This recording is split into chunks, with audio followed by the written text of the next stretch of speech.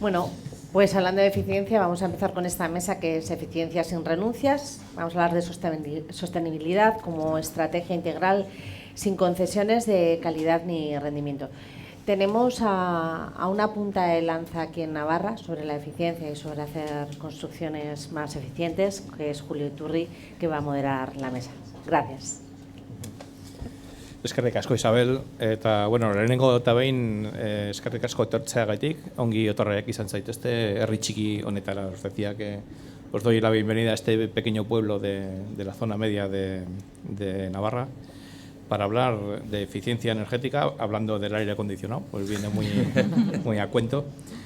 Bueno, antes un apunte, vamos a hablar de sostenibilidad, pero yo entiendo que la sostenibilidad no solo es eficiencia energética, sobre todo eficiencia energética, pero bueno, puede haber otros temas también que pueden salir, ¿no? La utilización de determinados materiales, la construcción en madera, la rehabilitación de edificios preexistentes, que al final edificación sostenible entendemos como un conjunto, ¿no? Entonces, bueno, quiero empezar haciendo una confesión, que yo soy profano en esta materia, aunque tengo cierta experiencia en la administración pública, en gestión de vivienda, pero yo soy periodista, es decir, sabemos un poco de todo, pero no sabemos de nada. Y entonces digo esto porque me ha resultado muy inquietante el título del debate que nos han propuesto, que es eficiencia sin renuncias. Entonces yo digo, ¿por qué va a haber renuncias? ¿Por qué la sostenibilidad tiene que estar reñida con algo y cuáles son las renuncias que tenemos que dejar por el camino, ¿no? Entonces os voy a pedir una primera intervención muy breve para que me contestéis dónde están las renuncias o qué creéis que falta, que hace falta para que no tengamos que estar en esa disyuntiva entre edificación sostenible y renunciar a algo. ¿A qué? Entonces, bueno, os voy a pedir que me digáis en 1 minuto 90 segundos para que nos centremos, sobre todo por mi pregunta ingenua, ¿por qué vamos a tener que renunciar a algo? Pues adelante voy yo. Yo querría jugar con el título, ¿no? Eficiencia sin renuncias. Voy un poco en línea a lo que dice Julio.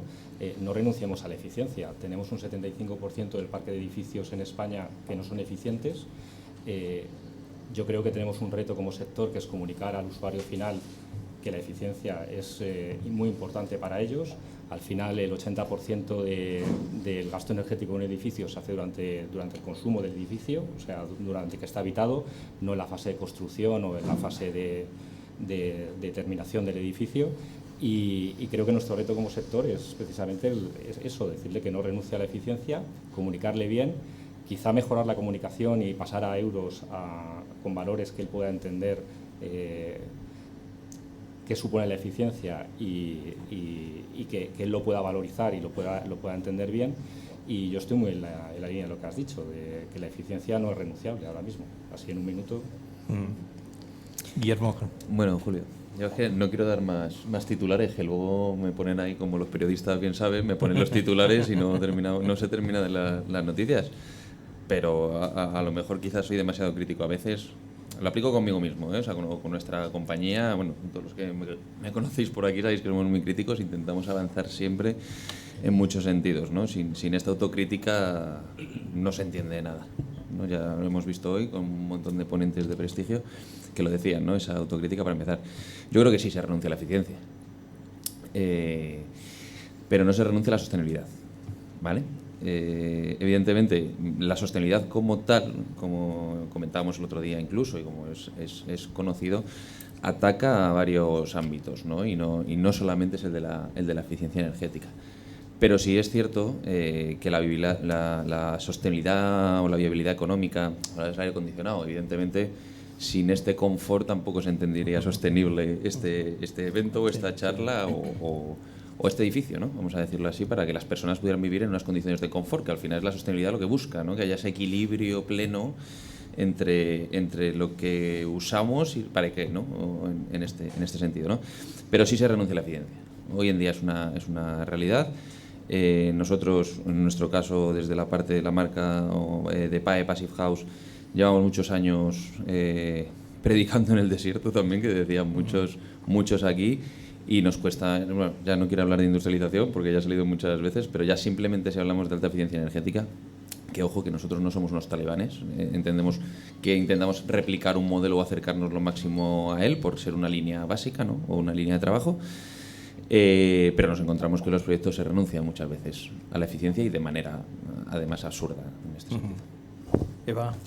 Bueno, yo creo que la renuncia es el día a día de los proyectos que tenemos delante.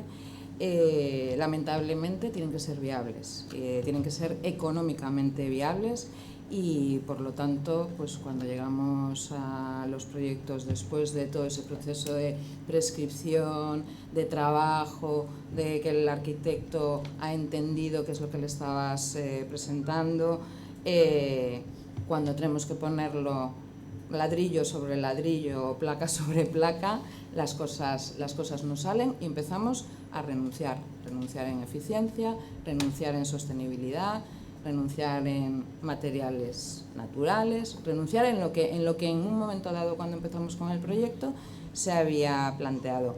Entonces yo creo que no debemos de renunciar, lo que debemos de hacer es trabajar antes en esas posibles renuncias que vamos a tener y trabajar con todos los actores. En algún momento antes han dicho constructora, arquitecto, prescriptor, todos al mismo tiempo. Creo que eso es lo más importante para no tener esa renuncia. Pues yo voy a lanzar tu pregunta, Julio, porque tanto Pachi como en la primera mesa nos lo han puesto ahí un poquito votando, ¿no? La construcción es barata, ¿para qué vamos a renunciar? No debemos renunciar. El problema es el suelo, son otros problemas. No, pero sí que es verdad que bueno, el título es muy potente, muy llamativo. Luego, claro, depende de dónde hurguemos, porque si estamos hablando de rehabilitación, como decía Juan, estamos hablando de otra cosa. Entonces, no sé si la palabra es renuncia o simplemente es equilibrio entre una inversión, entre la amortización, entre el confort que conseguimos, entre las necesidades de la familia que va a habitar esa vivienda. En cuestión de obra nueva y en cuestión de que se ha tocado aquí mucho la edificación industrializada, por decirlo así, aunque también se ha dicho que no era la palabra igual más adecuada, pues no creo que haya que renunciar a nada. Al final, tanto que nos gusta en edificación también compararnos con el sector de la automoción, al final cuando compras un coche, la mayoría pues tienes un paquete básico, que ese paquete básico es bastante, que es seguridad, que es pues no sé, dirección asistida, que es airbags, que tal. Yo creo que la vivienda al final es igual. Si hablamos de eficiencia, debe haber un casco, por decirlo así de alguna manera, que sea esa parte básica, y luego si quieres los asientos de piel, pues pagarás más, si quieres no sé qué, y eso sería un añadido. Que me perdone la gente igual de las puertas o del suelo o de la cerámica, pero es así. Y al final, no sé si lo comentabas el otro día, ¿no? Hay dos frases que dicen, hay que elegir entre la eficiencia energética o conceptos de altas calidades. Es que esos dos conceptos juntos sí casan, pero si los separas tienen significados diferentes, porque al final para muchas constructoras y sobre todo para el usuario, cuando tú le hablas de altas calidades, en lo último que piensan es en la eficiencia. Piensan en cómo es los sanitarios, en cómo es la cocina, en cómo es el suelo, tal, pero no piensan en la eficiencia. Entonces igual también tenemos que trabajar ese cambio de concepto. Susana, para cerrar esta Sí, primera... bueno, se ha dicho muchas cosas ya, pero estoy un poco en desacuerdo con Guillermo en el sentido de que Genial, me gustaba ver peleas. se renuncia a la eficiencia y no a la sostenibilidad. Yo creo que a la sostenibilidad se renuncia mucho, porque al final conceptos como eficiencia energética se pueden trasladar a nivel económico y la gente lo puede entender y lo puede preferir, pero a nivel de sostenibilidad, una huella de carbono, los recursos naturales, todos estos temas, los residuos, a nadie le importan en realidad. Entonces yo creo que se renuncia mucho a estos otros temas, ¿no?, relacionados con la sostenibilidad. ¿Y por qué se produce? Bueno, pues después de hablar con mucha gente, ¿no?, al final todo el mundo, todos los arquitectos, porque yo soy arquitecta y he hablado con muchos arquitectos, ¿no?, y hay dos temas que son los clave. Entonces, uno es que yo como arquitecta, por ejemplo, puedo diseñar un proyecto, quitando el tema del proceso lineal de diseño, que ya entraremos, pero como arquitectos, ¿no?, diseñamos un proyecto, tenemos en cuenta todas estas estrategias de sostenibilidad, no solo eficiencia energética, que por supuesto es muy importante, pero todas las demás. ¿Qué pasa? Que muchas veces nuestros mismos colaboradores, aparejadores, estructuristas, todos estos expertos que entran en el proyecto, e incluso al final, evidentemente, las constructoras a las que acabamos yendo, entiendo que aquí todo el mundo estamos alineados, pero hay mucha gente que no, ponen trabas, ¿no?, al final, y ahí es donde se renuncia a todos los temas de sostenibilidad. Entonces, el único que puede quedar vivo a veces, ¿no?, es el tema de eficiencia, pero el resto no. Y luego el otro tema es la falta de demanda, ¿no? Se encuentran que no tienen demanda suficiente como para poder aportar todas estas estrategias. Bueno, ahora, una vez planteado el debate, yo voy a enfocar este mismo debate desde 3 puntos de vista. El primero, desde la administración pública, que tiene mucho que decir, y porque este debate se produce en el seno de las administraciones públicas, ¿no? A mí me consta que bueno, que las dos posturas son lícitas.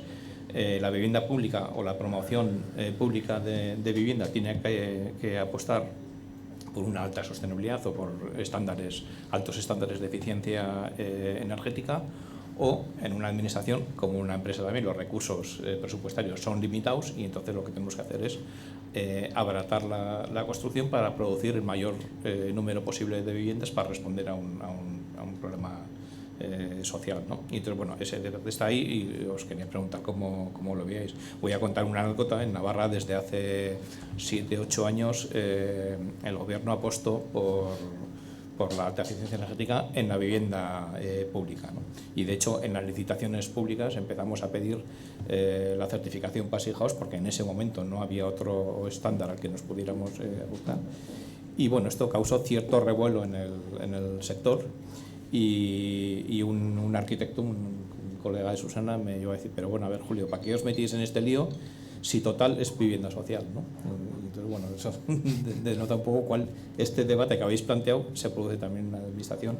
Y si te parece, Manuel, yo te voy a pedir tu punto de vista, en la medida en que desde el consorcio Passivhaus yo creo que habéis vivido esta tensión, ¿no? Sí, al final, bueno, también luego se hacen identificación de conceptos un poco, hablando del Passivhaus, pues tú sabes, al final es un estándar que es privado y pues siempre hay voces a favor y voces en contra y siempre parece que va asociado a algún tipo de beneficio oculto, extraño, ¿no? Pero bueno, es un estándar que está demostrado que funciona, que se ha aplicado y que luego, lo decía Guillermo antes, al final entre cómo se han hecho las cosas, sobre todo en determinado momento, hasta este estándar que igual es uno de los máximos, pues ahí hay un recorrido que, bueno, pues que se pueden mejorar mucho las cosas y da igual que sea vivienda social, es que no pasa nada. Aquí en Navarra se ha hecho mucho, pero es que yo conozco muchos otros casos, o bastantes, donde se ha apostado por hacer una rehabilitación o un tipo de licitación de vivienda eficiente. Es verdad que habría que conceptualizar mejor o que decir qué es exactamente una vivienda eficiente. Igual hay que poner ese dato para saber qué estamos haciendo y no se hace, ¿no? Entonces, eso es lo primero. Y luego, una vez que con las citas que tenemos ya vamos haciendo algo, pero es que luego además hay que explicarlo, porque también hace poco se me ha dado la situación de que he tenido la oportunidad de visitar una rehabilitación de vivienda social que se había construido de forma eficiente y tenían sistemas de ventilación y tenían sistemas de climatización y estaba realmente bien hecho. Sin embargo, la falta de conocimiento de los usuarios sobre el tipo de vivienda que tenían, estaban haciendo un uso inadecuado de esa vivienda, con lo cual, ¿qué estamos haciendo? Susana, me interesa tu opinión como arquitecta, si compartes o no esta reflexión que te hacía un colega tuyo. Sí, por supuesto. Pero yo además quiero añadir que la administración tendría que mirar más allá, ¿no? Estamos hablando todo el rato de que no podemos valorar la industrialización, compararla con una construcción tradicional. En este caso es lo mismo, o sea, la sostenibilidad está basada en 3 pilares, que son el económico, en el social y el medioambiental, no solo el medioambiental. Entonces, plantearse esta disyuntiva de si hacemos viviendas sostenibles pero menos, o más viviendas pero a bajo coste y sin tener en cuenta la sostenibilidad, creo que es un error. Porque al final, una vivienda que no sea sostenible implica, ¿no?, directamente, y hablando de eficiencia en concreto, ¿no?, que es como el ejemplo más claro, que tendremos unas viviendas que sí, ahora intentaremos solventar el reto de la vivienda, el reto de falta de vivienda, pero a la larga construir más viviendas sin tener en cuenta la sostenibilidad generará problemas más graves, porque si tenemos viviendas, la energía está subiendo cada vez más el coste, habrá una pobreza energética cada vez mayor y la gente, los usuarios de estas viviendas, que ya de por sí tienen un nivel económico bajo, ¿no? No podrán hacer frente al mantenimiento. Exacto, ni al mantenimiento, ni al tema energético, y entonces nos encontraremos que esta gente tendrá más enfermedades de las que podría tener si esas viviendas fueran adecuadas, ¿no? Y entonces al final hay que pensar en una estrategia, y evidentemente igual será más lento el proceso, pero el ahorro a futuro, ¿no? a largo plazo, es mucho más importante que el actual. ¿Queréis apuntar algo o pasamos a la segunda? Bueno, yo sobre la administración sí me gustaría decir que yo creo que la administración es fundamental para la evolución del sector. Yo creo que es una palanca clave para, a nivel ejemplo, hacer cosas y comunicación. Pienso que puede hacer muchísima ayuda a la evolución del sector a nivel ayudas. Creo que se abren muchas puertas a la hora de incentivar la vivienda eficiente. Ya se han hecho algunas cosas, pero creo que hay muchísimo camino que recorrer en este sentido. Esto es muy tangible para el usuario, y el usuario, en el momento en que estas puertas se vayan abriendo, como ha pasado con las paneles solares, por ejemplo, en las viviendas, creo que es muy receptivo a estas iniciativas de la Administración. Y ahí, en este sentido, Julio, te doy la razón también, que no estamos igual dependiendo de las comunidades autónomas. Hay comunidades autónomas mucho más evolucionadas que en otras. Entonces, yo agradecería una mayor linealidad y un mayor enfoque en todas las comunidades en esta dirección. En la normativa. En la normativa.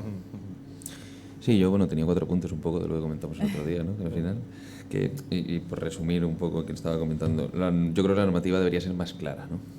Y más viable en ciertos casos que no lo llega a ser y lo vemos, porque evidentemente en todos los proyectos se ve al final que es muy complicado, y para las administraciones también, ¿no? Yo creo que la ejemplaridad pública es clave. Aquí se ha hecho en Navarra y se está haciendo y se está exportando hacia otros sitios, evidentemente, porque se ha visto que esa ejemplaridad pública al final afecta al mercado privado, ¿no? Y el mercado privado se pone las pilas y al final tiene que entrar en una puja que, aunque, como hemos comentado durante toda la mañana, evidentemente el suelo es más de una tercera parte normalmente del coste, evidentemente al final en el resto hace mucho y ayuda mucho, sobre todo a la operatividad de los edificios, ¿no? A largo plazo. Y simplemente incentivos eficaces. Yo creo que las ayudas deberían ser más eficaces, y me voy a otros sectores donde reducción de IVA en compra, donde reducción de grabaciones de IBIS, etcétera. O sea, podría hacer una lista larga, pero no me quiero entretener para hablar de más cosas. Y hay una clave que es la agilidad administrativa. O sea, creo que desarrollos, tanto en los desarrollos urbanos o en los cambios ahora en Madrid, por ejemplo, en la Comunidad de Madrid, que hay, se puede hacer hasta permutas de superficies, etcétera, tal. O sea, creo que la agilidad administrativa, que se tiene que ayudar mucho la tecnología para poder entrar, facilitará, evidentemente, que los proyectos cada vez puedan ser más sostenibles, ¿no? Porque tendremos más claro qué es lo que es necesario para llegar a... Ahora te voy a dar la palabra, Eva, pero voy a cambiar un poco el enfoque. Es decir, vamos a seguir hablando lo mismo, pero desde otro punto de vista, desde el punto de vista de las personas usuarias de la vivienda.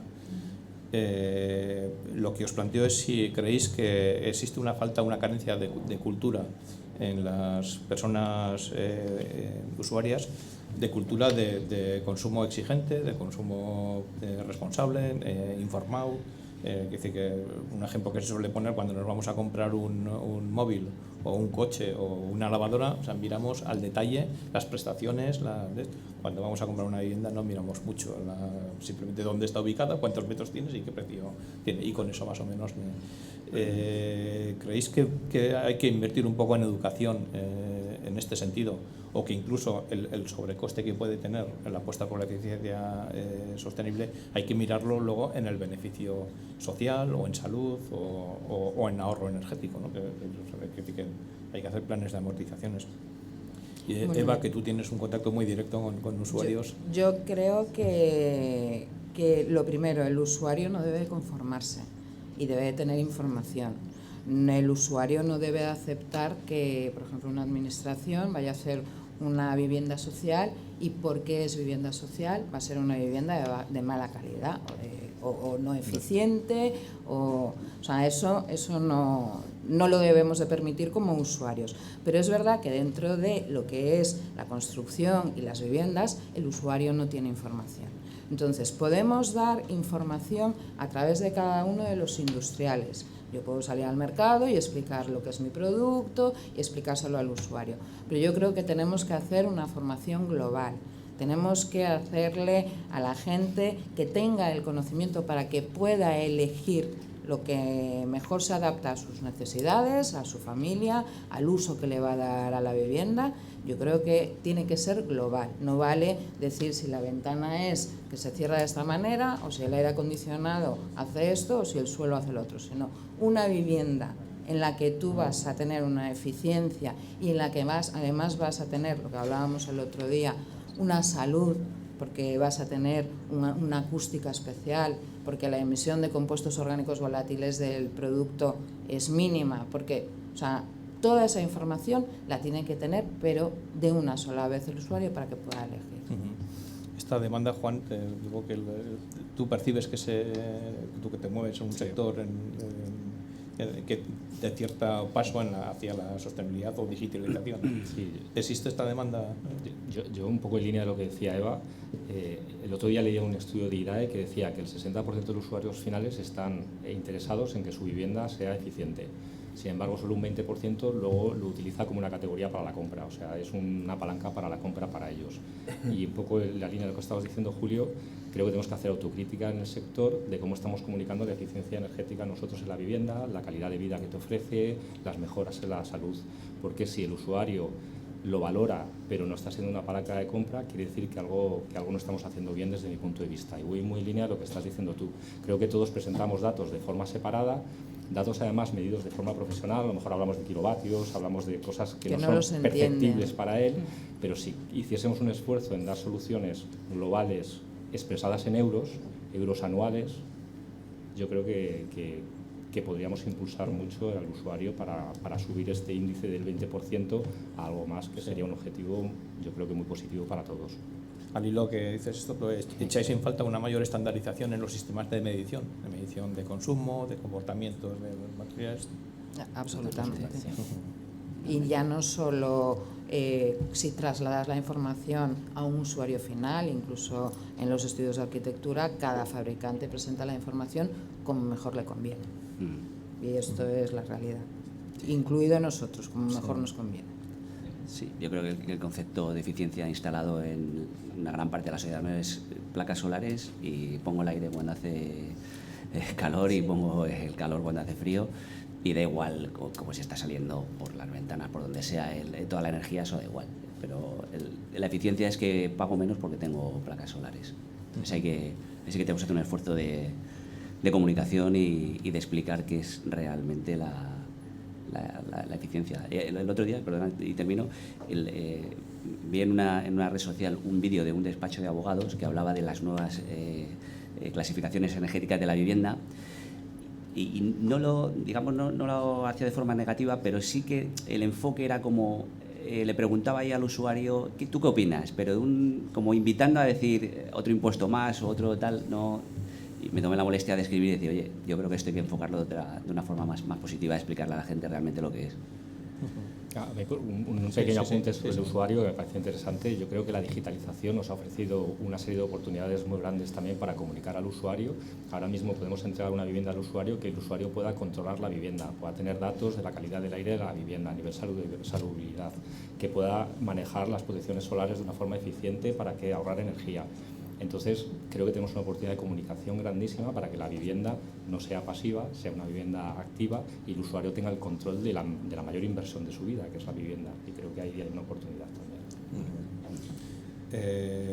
Bueno, vamos a cambiar de tercio. Lo primero... Creo que quiere hablar Guillermo. No, yo todo el rato. O sea, por mí no os preocupéis, yo podría hablar todo el rato. Me estoy reteniendo. Dale. No, yo creo que, o sea, simplemente, creo que nos estamos cogiendo una lanza que tampoco nos corresponde al 100%, que es la de ir a educar a ese usuario. Y voy a englobarlo, ¿vale? Que si no, luego se sacan de contexto las palabras. ¿Dónde está Jorge? Por ahí. No nos oye nada. No, esto no se graba, ¿no? Voy a explicar. Yo cuando me compro un coche no necesito saber cómo funciona el ABS o un airbag. o el ABS, ¿no? Voy a decir, en un sistema de seguridad, ¿no? O puedo tener la capacidad de ir con las ventanillas abiertas o no, ¿no? O puedo tener un coche descapotable aunque sea menos eficiente, ¿no? Que salió en la conversación ayer, sí. No sé por dónde están ahí, ¿verdad? ¿Vale? Entonces, quiero decir, yo creo que no es tanto a nivel del usuario, y en muy poco tiempo no lo voy a poder argumentar todo bien y explicar bien, pero creo que al final tú hablabas, o sea, hay muy poca inversión en automatización, por ejemplo, ¿no? o en que los edificios puedan funcionar por sí solos con ciertos sistemas. Y al final el usuario viene buscando un confort inmediato, ¿no? También en lo que respecta a la eficiencia, ¿eh? Y al final no es solamente enseñarle cómo funciona. Yo no sé cómo funciona el móvil por dentro, ni cómo van las tripas. Yo sé que enciendo un botón, puedo configurar las 4 cosas que me dejan y a partir de ahí empieza a funcionar todo solo, ¿no? O sea, yo no es como antiguamente, ¿no? Para conectar un módem, ¿no? Que tenías que conectarte o marcar el tal y no sé qué. O sea, hoy todo es mucho más ágil, es mucho más digital, es mucho más rápido, ¿no? Y creo que en ese sentido los edificios deberían ser más independientes. O sea, los edificios, hablo en general, no solo las viviendas, ¿eh? Los edificios deberían ser más independientes en el sentido de funcionar lo más eficientemente posible dentro de sus posibilidades, ¿no? Pero esto pasa por utilizar tecnología. La tecnología es muy fácil de usar, aunar confort, salud, bienestar, o sea, todo lo que hablábamos el otro día de todos los elementos, para poder que en esa coctelera que saquemos el usuario intervenga y entender lo menos posible, ¿vale? O sea, hay que darle la capacidad de personalización, ¿no? Digo, bajar la ventanilla si te apetece, ¿no? Del coche, sí, aunque es lo menos eficiente del mundo, pero bajar la ventanilla si te apetece, pero que el resto de las cosas funcionen solas. O sea, no tiene mucho sentido que al final el usuario hoy en día tenga que interactuar tanto con los edificios para, como hablábamos, ¿no? O sea, para conseguir que una temperatura de confort al final tienes que encender, tienes que regular, tienes que hacer, etcétera, etcétera, etcétera, ¿no? Entonces es complicado.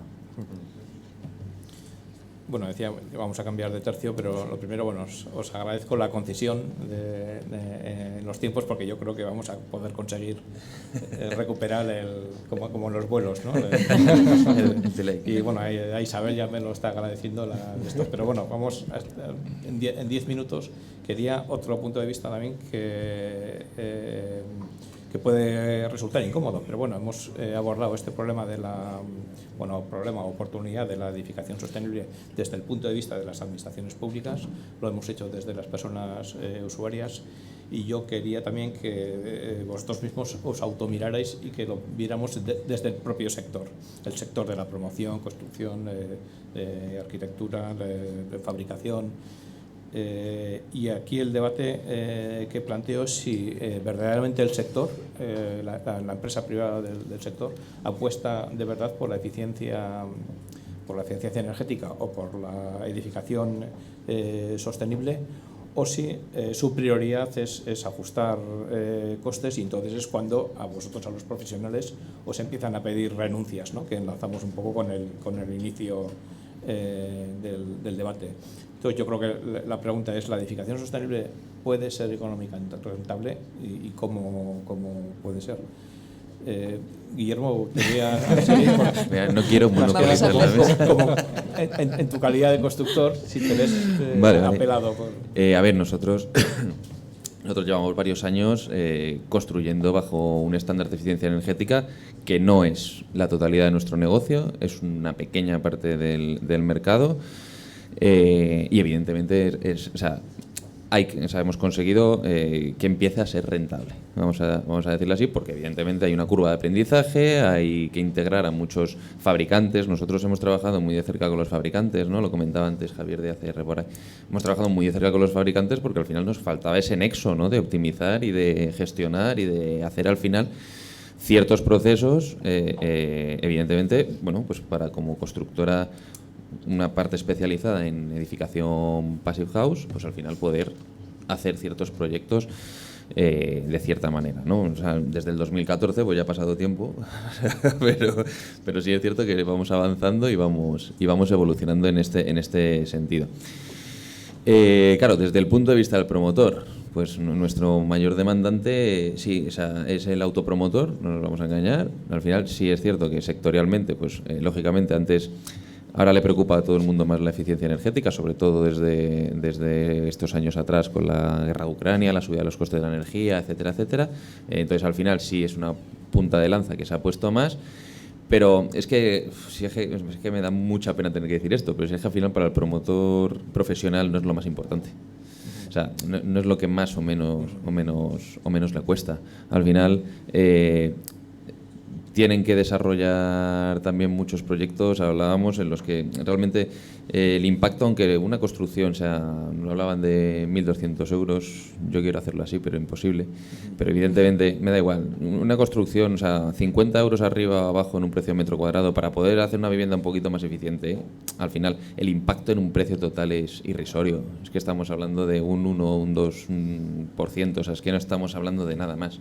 Sin embargo, en el resto del proceso es donde hay más problemas, ¿no? Entonces, quizá debería ser más eficiente el resto del proceso para que al final la calidad del producto pudiera ser mucho mejor. Yo creo que hay ganas, porque hay ganas. Hay necesidad, porque hay necesidad, evidentemente.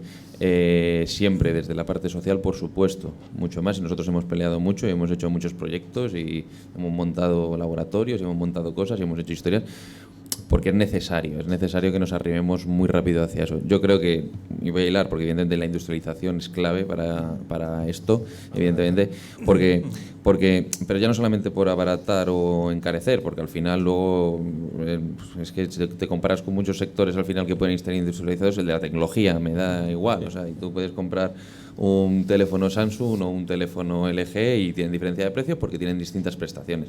Entonces, una vez que empezamos a entender que la eficiencia depende de unas capas prestacionales, que al final será lo que abarate y lo que haga sostenible todo o englobe el ámbito total de la construcción, cuando entiendan estos los promotores, porque los arquitectos, gracias a Dios, ya lo están empezando a entender, y muchos promotores también, y los arquitectos, gracias a Dios, está habiendo un gran cambio en este ámbito y en este aspecto, pues evidentemente conseguiremos integrarlo de tal manera que al final vaya mucho más en el ciclo económico del total. Pero no nos engañemos, seguimos insistiendo, o sea, es ridículo el impacto que tiene al final en el total del precio de una vivienda para estar renunciando a ello, ¿no? Un poco por el Susana, los y las arquitectas sentís esa presión en el cogote. Digo, si las arquitectas sentís esa presión. Sí. O veis que hay comprensión en el sector, como decía Guillermo. Realmente hay mucha falta, ¿no?, de que el promotor se vuelque en todos estos temas. Y yo pienso que es un pensamiento erróneo al final, ¿no? Porque es innegable que vamos hacia allí. O sea, hay una necesidad, lo que hablábamos, ¿no? Y si la queremos obviar, llegará un momento en que no seremos competitivos, ¿no? Porque habrán otros promotores que habrán tomado la iniciativa y habrán sido más visibles, ¿no? Entonces yo creo que ahí es un tema que nos encontramos mucho, pero que tiene que cambiar, y por suerte ya hay algunos que están cambiando, ¿no? Y que están como lanzando esa lanza para los demás.